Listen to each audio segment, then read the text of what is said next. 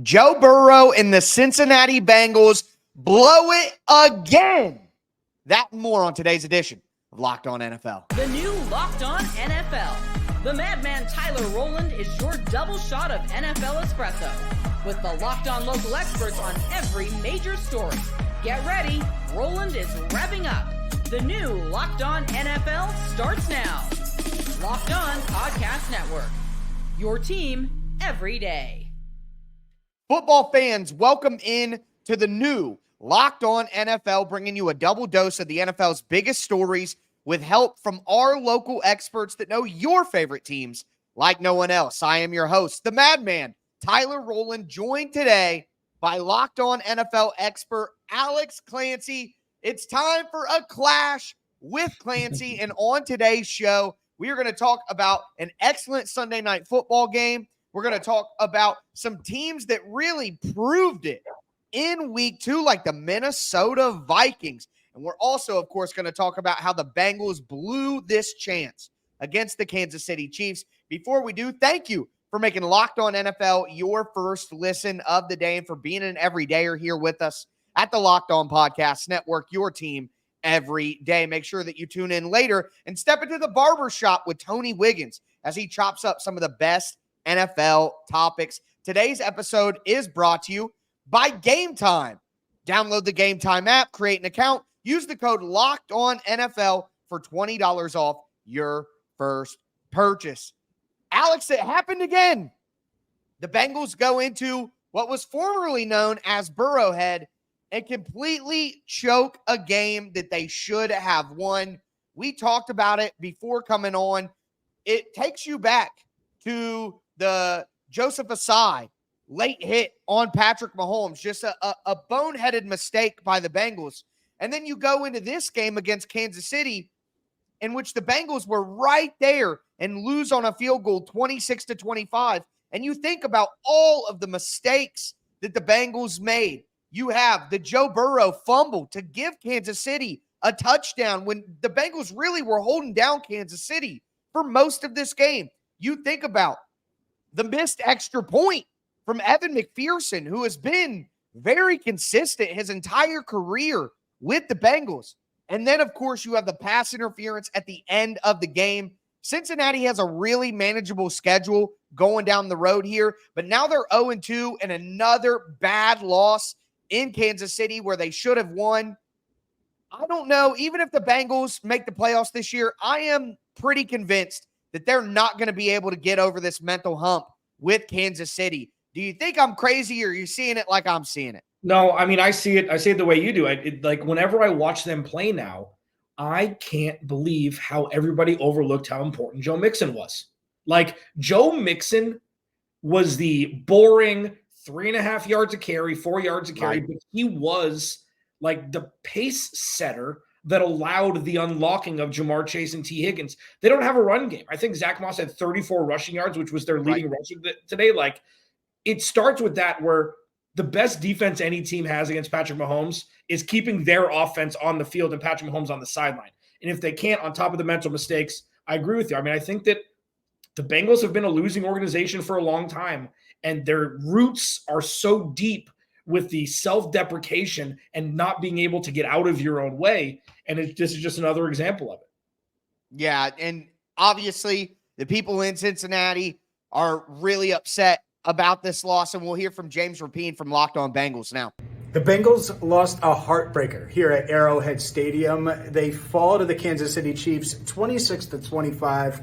Hi again, everyone. I'm James Rapien from the Locked On Bengals podcast, and coulda, woulda, shoulda, almost did. Joe Burrow and the Bengals led for much of the day, but couldn't hang on, and rookie Dejon Anthony gets called for a pass interference penalty on 4th and 16 that put the Chiefs into field goal range and gave Patrick Mahomes, gave Harrison Butker the opportunity they needed to steal a win, a game where the Bengals won the turnover battle 3-1. They had big plays on offense. They put themselves in position to win the game. The defense stepped up despite being shorthanded in the trenches, and yet it wasn't enough. The Bengals fall to 0-2 for a third straight season. For more, make sure you check out the Locked On Bengals podcast, part of the Locked On Podcast Network. Look, again, this goes back to my overall point. The Bengals are going to be fine. They have an easy schedule. They'll be a competitive team. But these sort of mental losses where you make these critical mistakes in big moments and games where you outplay Kansas City and you still can't finish the job, I just think that sticks with you. And I don't think that the Bengals are going to be able to get over that. We'll see. I mean, Joe Burrow, how many great quarterbacks are there in the NFL right now? Like 6. Luckily, they have one. So we'll see if he can kind of turn things around and ride that easy schedule to some wins and try to climb up the NFC North. Or the AFC North. Now on the flip side of that, Kansas City it's just one of those things once again like last year. They were not the best version of themselves last year. They still go on to win a title because they just make the plays when it matters. And more importantly, maybe they don't make the plays when it matters, the stupid plays that other teams seem to make. Beating Baltimore in week 1 and then beating Cincinnati when you were thoroughly outplayed at home week 2. It's just another reminder of a classic Alex Clancy phrase. And Alex, what is that phrase? It's Patrick Mahomes until it isn't. It is Patrick Mahomes until it isn't. I mean, at this point, I think it would be insane to even all the great stuff around the NFL. It would be insane to count out the Kansas City Chiefs. But we do got to talk about the New Orleans Saints, who go into Dallas and absolutely dominate the Dallas Cowboys. Put up 41 points, and they're off. Clint Kubiak just looks absolutely tremendous as an offensive coordinator. Our Ross Jackson, the mastermind, broke down that game. Well, it turns out the New Orleans Saints are indeed the real deal. I'm Ross Jackson, host of the Locked On Saints podcast here at AT&T Stadium, where Alvin Kamara just scored another touchdown. 4 touchdowns on the day for Alvin Kamara. I mean, just absolutely insane. The New Orleans Saints scoring 91 points combined over their first 2 games. It's only the second time in franchise history they've ever done that. First time, 2009. Now, don't get too excited, right? I know that was a Super Bowl team. It doesn't mean that this will be a Super Bowl team, but I got to tell you, if you wanted to see if the New Orleans Saints can prove themselves, I know I did, because I was a bit of a doubter coming into this one, right? Let me wipe this egg off my face right quick, because the New Orleans Saints absolutely proved themselves. There's no conversation about this being, they beat up on the lowly Carolina Panthers. Dallas Cowboys are supposed to be a very good team. Turns out the New Orleans Saints are a very good team. Wouldn't be surprised to see these 2 teams meet up in the postseason, because I think the New Orleans Saints could be, if they can keep this up and stay healthy, on their way to a playoff run for the first time in a while. For more, make sure you're checking out Locked On Saints. I got egg on my face too, Alex. I did not think that the New Orleans Saints were going to be a good football team this year, but through 2 weeks, Derek Carr might be the MVP. The defense for New Orleans, which you've been able to count on, looks fantastic as well. I mean, they won the turnover battle today 2-1. They held the Cowboys down in the red zone 0 for 3, only 68 rushing yards for the Cowboys. I mean, the Saints look like a complete team right now. Yeah, for sure. And I think the game changer for the Saints is Rashid Shaheed. Like, yes, when you have the ability to have that connection with a quarterback, Derek Carr is throwing perfect deep balls to a guy that's one of the fastest guys in the league. That opens up Chris Olave. That obviously opens up Alvin Kamara, who's having a resurgence through 2 weeks. And then they're going to have their trinkets with Taysom Hill and et cetera. But you run the ball, you play defense, it opens up everything else. And if you have a burner like Shaheed, the world is their oyster. We'll just see if Derek Carr turns into the proverbial pumpkin that he has in recent memory. But yeah, so far so good. Yeah, absolutely. I think you got to be incredibly impressed. And again, Clint Kubiak, the offensive coordinator for the Saints, they get rid of Pete Carmichael, who was there for a long time with Sean Payton. They bring in new blood, and Kubiak has them firing on all cylinders right now. But there were some other teams that had an impressive Sunday. The Minnesota Vikings, the Tampa Bay Buccaneers take down 2 NFC elites. And maybe these 2 teams are NFC elites. Also want to remind you that Tony Wiggins is going to be chopping up all the best NFL topics in the barbershop later this afternoon on Locked On NFL. Make sure you check that out. Locked On Podcast Network. It's your team every day. Today's episode is brought to you by Prize Picks. Prize Picks is America's #1 daily fantasy sports app with over 5 million active members. Why? Because it is the easiest and most exciting way to play daily fantasy sports. Unlike other apps on Prize Picks, it's just you against the numbers. All you do is pick 2 to 6 players, and you say whether that player is going to do more or less than the stat projection that Prize Picks has. Also, one Caleb Williams passing yard gets you one win on Prize Picks every week in September. That's right. Only 1 yard gets you an automatic win every football weekend in September. That's 4 weeks. Well, 2 more weeks now of free W's. Don't miss this deal on Prize Picks because it's gone when September ends. And now you can win up to 100 times your money on Prize Picks with as little as 4 correct picks. So download the Prize Picks app today. Use the code LOCKEDONNFL and get $50 instantly when you play $5. That's code LOCKEDONNFL on Prize Picks to get $50 instantly when you play $5. You don't even need to receive a win to receive the $50 bonus. It's guaranteed. Prize Picks, run your game. Also, today's episode is brought to you by DoorDash. I love DoorDash. I have very busy weeks now that the football season has begun, breaking down the tape, all the different things, the different podcasts, and I rely on DoorDash for some of my favorite lunches and dinners when things are really, really busy. It's an on-demand delivery platform that is right for you. Make sure that you check out DoorDash right now. And it's not just meals. You can get groceries. You can get retail items. Whatever you need, you can find it on DoorDash. Use the promo code LOCKEDFALL24 for 50% off up to a $10 value when you spend $15 or more on your first order. Limited time offer. Terms apply. Promo is not valid for orders containing alcohol. DoorDash, your door to game day greatness, your door to more. Download the DoorDash app now to order your game day favorites. Must be 21 plus to order alcohol. Drink responsibly. Alcohol available only in select markets.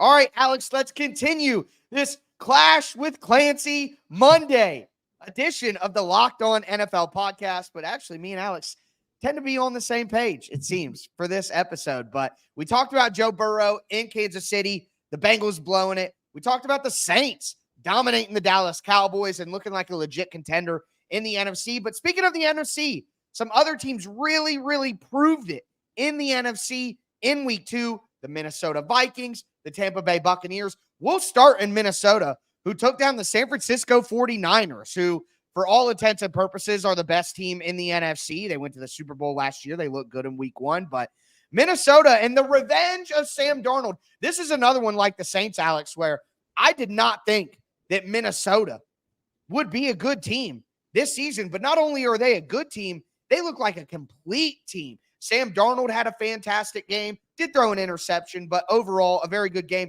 Hit Justin Jefferson on the 97-yard touchdown. They have obviously the explosiveness with the wide receiver. Ty Chandler put up 82 rushing yards. Sam Darnold is playing clean football. They have a very, very good offensive line, and I think that's something that's underrated. But also, look at the defense. A ton of sacks against Brock Purdy again, just like last year. It felt like they're able to force some turnovers as well. I mean, Minnesota looked fantastic in this game. Are you buying Minnesota as a real contender now? No. Oh, okay. Sam Darnold has done this everywhere he's gone. He did this in Carolina. They started 3-0, I think, when he was quarterback in Carolina. Sam Darnold is the new version of Sam Bradford. So you get lulled into this sense of security. He has a bunch of games where you win early in the season. You start 2-0, 3-0, 3-1, something like that.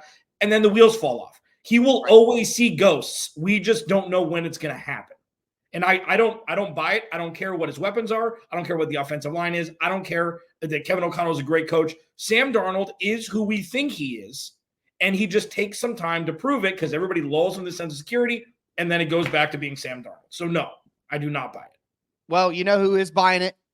The brain himself, Luke Braun, Locked On Vikings. I said before the season that what I needed to believe in this Vikings team was a win against the 49ers week 2. Maybe even just to go toe-to-toe, just show some life, look like you belong. But the Vikings took it home.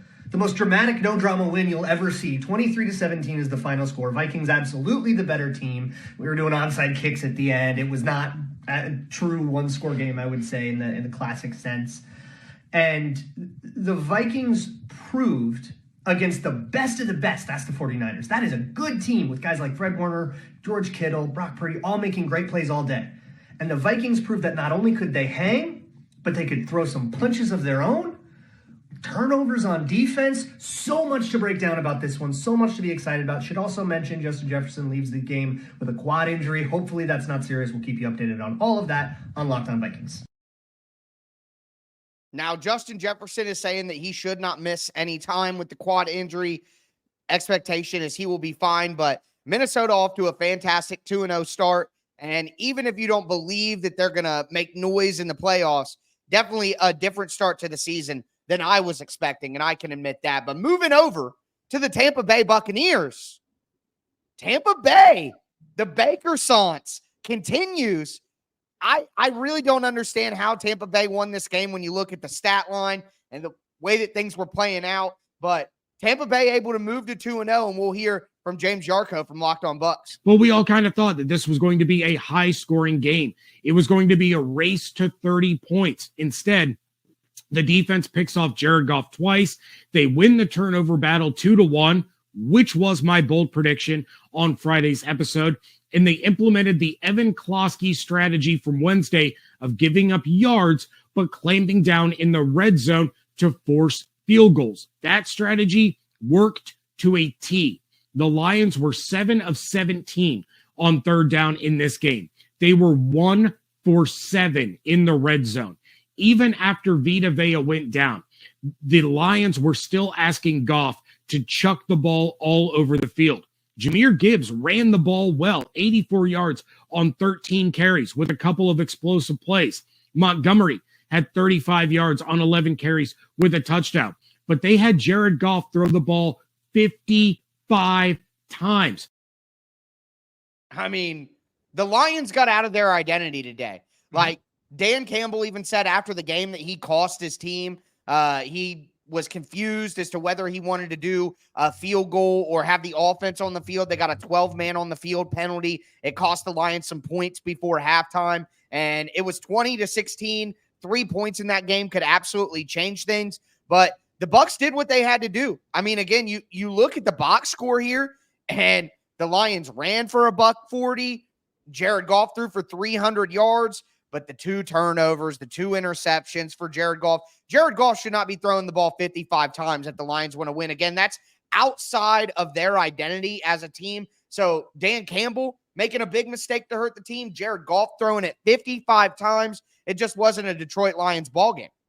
No, and I think it's more about the Bucs than it is about the Lions. Like what Jason Light has done as GM and Todd Bowles has really turned it around. Like there are like lingering effects with Tom Brady gone of like stability that wasn't there before. Right.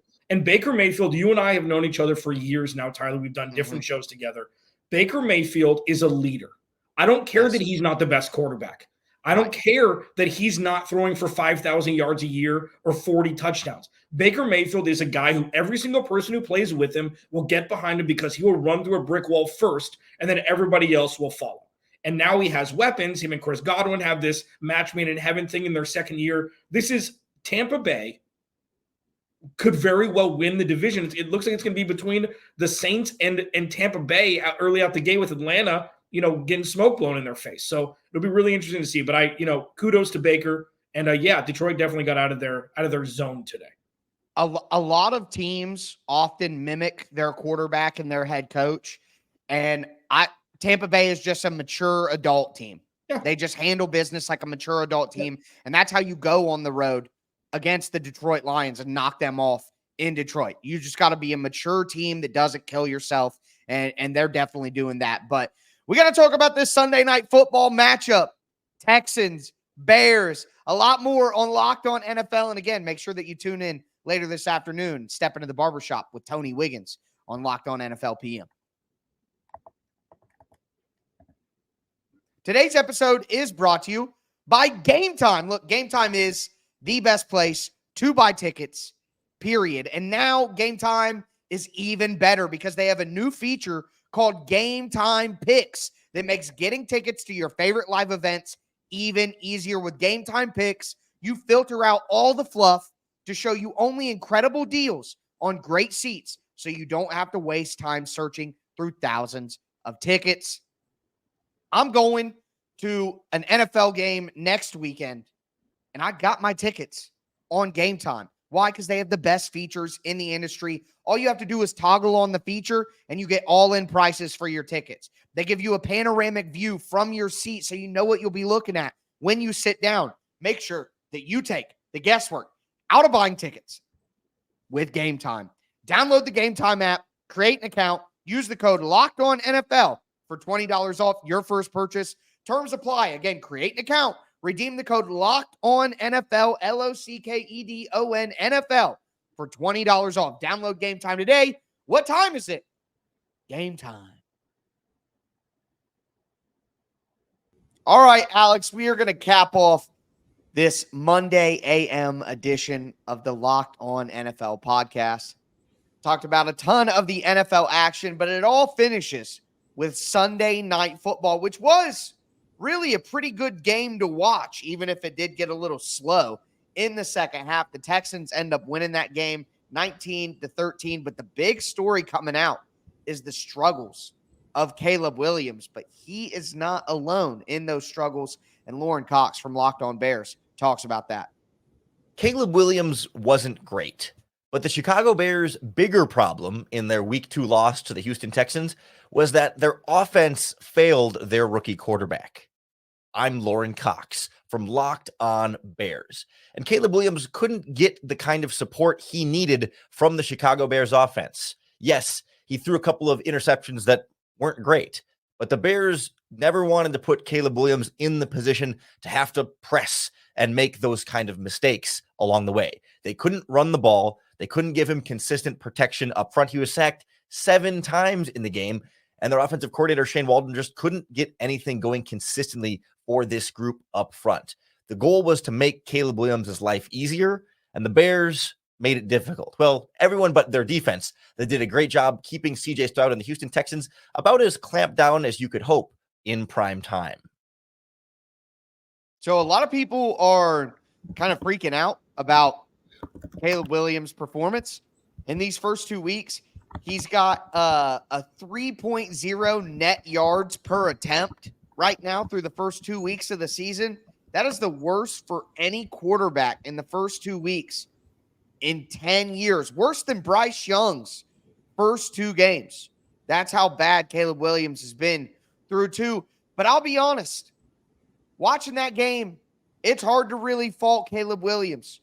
36 pressures allowed by the Chicago Bears offensive line. 36. Again, like Lauren said, 7 sacks for the Texans. And D'Amico Ryans blitzed more in this game than any other game last year or in week 1 of this year for the Houston Texans. The highest blitz rate of any game of the D'Amico Ryans era for the Houston Texans. So they brought the pressure against Caleb Williams all night. I thought, honestly, he did his best to make the best of it. I'm still not off Caleb Williams. I'm not panicked by Caleb Williams. I think Caleb Williams will be fine, but just a tough defense to go against. Yeah, he'll be fine. I mean, one thing that I think is seared into his brain today is the balls that he was able to throw during garbage time in between plays in college isn't going to cut it in the NFL. Kamari Lassiter had 2 interceptions. 1 was called back. He looked great. You know, I think this, it's like, was it David Carr back there? Like Houston Texans days? Like he had no time. Right. But he also wasn't making accurate throws when he did have time. DJ Moore was visibly frustrated. And I just think that, with missing Keenan Allen, I think that he's kind of the metronome of that offense. He's the possession guy they brought in there to be kind of the training wheels for Caleb Williams. But yeah, I think this was a lot more about Houston than it was about Caleb Williams. Like Houston nailed 3 drafts in a row. And it's just, Will Anderson, and if you had Will Anderson and Danielle Hunter, wouldn't you blitz every play also? Like, wouldn't you bring the house also? Yeah, they're going to get one-on-one matchups, and obviously they have linebackers who are athletic, and Azeez Al-Shire, Christian Harris, so they have the ability to do it. I thought the secondary of the Houston Texans, that's like the big question mark for the Texans right now is the secondary. Derek Stingley played well in this game. Jalen Petrie was just hitting people. And then obviously you mentioned the rookie Kamari Lassiter, who for, pretty much across the board had a really, really good game. I mean, you're dealing with good wide receiver group. Roma Dunze is a good young wide receiver. DJ Moore is obviously a good player, but I thought even the biggest weakness for the Texans was good tonight, even when their offense started to get clunky, because the Bears have a really, really good defense. Yeah, they do. You know, it's interesting. It does make a secondary job easier when your players are in the backfield every play. You know, you have to cover for less and all that stuff. But yes, I mean, they executed their play well. And the one thing that,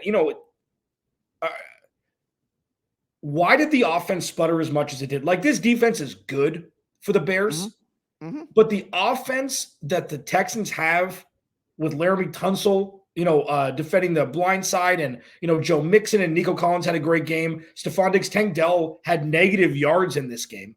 Dalton Schultz had one catch towards the end. And then, is that anything to worry about, do you think? Or is this just the Bears had a good defense and they were just kind of sludge matching it in the second half? Well, if you want to do the boop, boop, boop domino game, the Colts barely lost to the Texans, and then the Colts go out and lose to Malik Willis, Green Bay Packers, which I might be talking about that on tomorrow's show.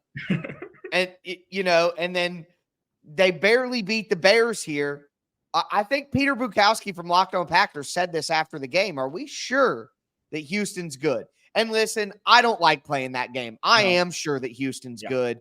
We don't like, the Bears, I think the Bears defense is just also really good. I mean, they were the number one run defense in the NFL last year. Matt Eberflus has always had a good turnover defense from his time at Indy. So I think that they are a really good defense. I just think both the interiors of these offensive lines, the Bears and the Texans, have vulnerabilities. And I think we saw, obviously, a better defense in Houston take advantage of a lesser interior offensive line, whereas the 2 and 3 out of that 4 stack were both with Houston, and that gave them enough to win the game, along with C.J. Stroud and Nico Collins making crazy plays all over the field. Yeah, and because Cam Akers did fumble inside the 5-yard line, which if that was a touchdown, it would have been 26. It would have been a little bit wider range. They would have put up more points. I mean, it's hard to score. Right. Look across the NFL at how many bad offenses there are. Like, the Texans are going to be fine. With Caleb Williams and this, it's just, there's still a lot of unknowns on both sides for completely different reasons. They're just in completely different parts of their growth spectrum.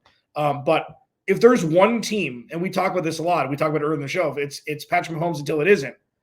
You give Houston the best chance to knock off Patrick Mahomes? Like, is that – they have the roster.